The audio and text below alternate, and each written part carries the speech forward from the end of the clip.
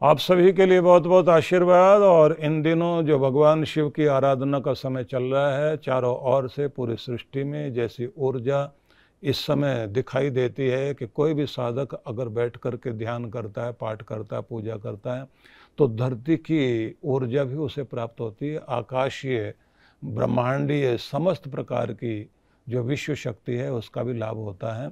और सभी लोग जानते हैं कि भगवान शिव की आराधना शिवलिंग के रूप में की जाती है। और इस धरती पर सृष्टि के प्रारंभ में एक अग्नि स्तंभ के प्रकट होने के साथ ही जो स्वरूप सामने आया भगवान शिव का, तो वही शिवलिंग है। और जिस दिन वह प्रकट हुआ था उसी को शिवरात्रि कहा जाता है।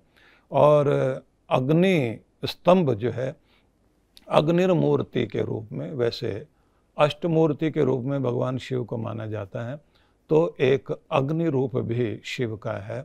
और अग्नि हमारे भीतर सभी के जागृत रहे ये तो आवश्यक है, लेकिन मर्यादित रहे। भगवान शिव में जो शक्ति है वह अपने आपे में शिव और शक्ति दोनों का मेल ही शिव शिव है। और शक्ति में अगर शिव नहीं है तो अमर्यादित शक्ति, अमर्यादित ऊर्जा, अमर्यादित अग्नि, अमर्यादित जल की धाराएं विनाश कर देती हैं।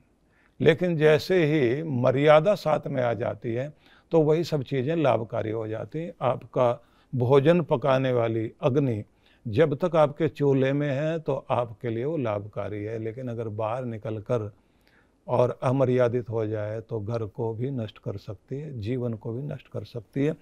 पानी भी अगर किनारों से बाहर आकर के और सीमाओं से अतिक्रमण करते हुए अपना प्रभाव डालने लग जाए तो आप लोग जानते हैं कि क्या होता है। तो ऊर्जा चारों तरफ है। ऊर्जा को मर्यादित करना, इसी को कहा जाता है कि शक्ति का मिलन शिव से होना चाहिए।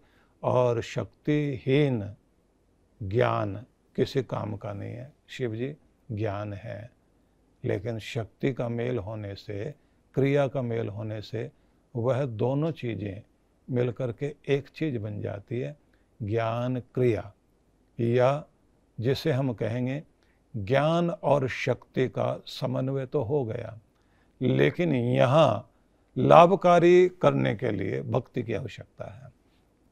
तीनों का जब मेल हो जाता है तब वह चीज़ कुछ और बन जाती है।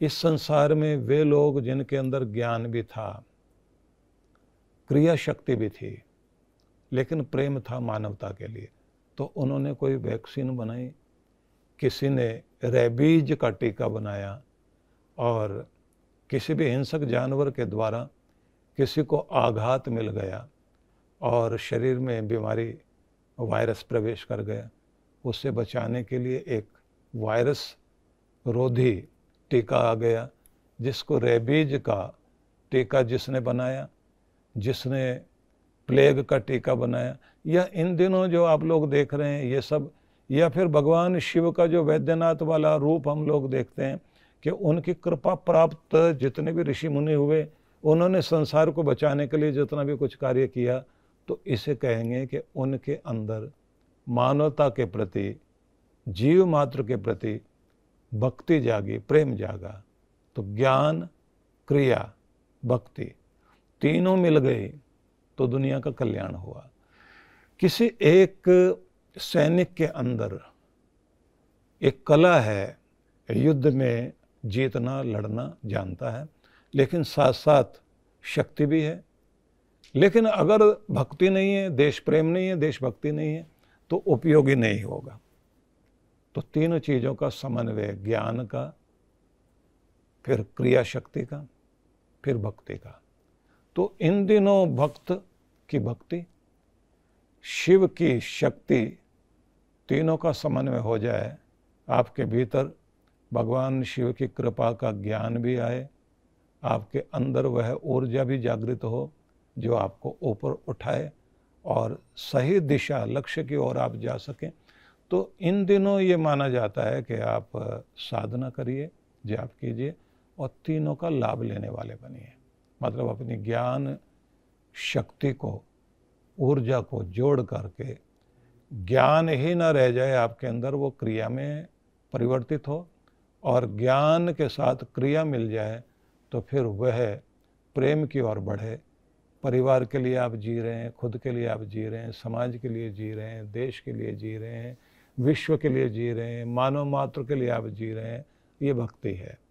तो कहा जाना चाहिए कि शिव के साथ शिव की भक्ति आपको संपूर्णता देती है। तो इन दिनों बहुत कृपा होगी आपके ऊपर, श्रद्धा भाव से जरूर बैठिए और इसका लाभ लेने की चेष्टा कीजिए। सबके लिए बहुत बहुत मंगल कामना।